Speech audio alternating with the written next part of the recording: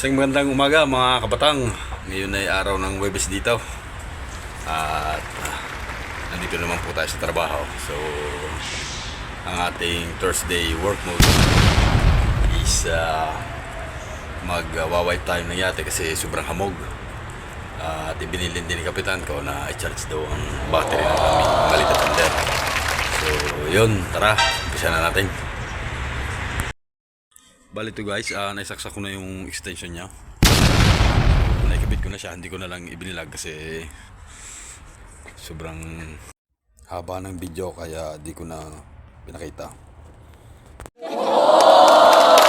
Sabi niya umaga charge, bali yan, sinarge ko na. Nagcharge na siya, so hanggang hapon niya i-charge natin. After this, mag-wipe tayo, kita nyo. Sobrang hamog kung tawagin. Tinas ko tong crane kasi medyo sagabal. Kita nyo guys, sobrang hamog ng buong yate.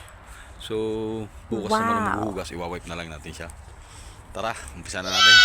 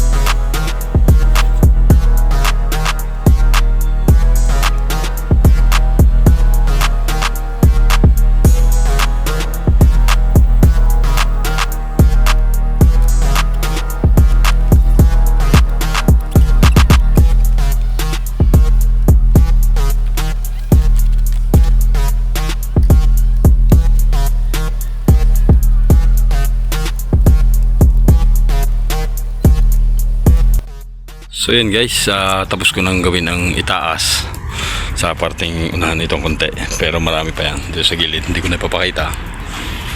Bale, ganot ganon tutuin natin siya.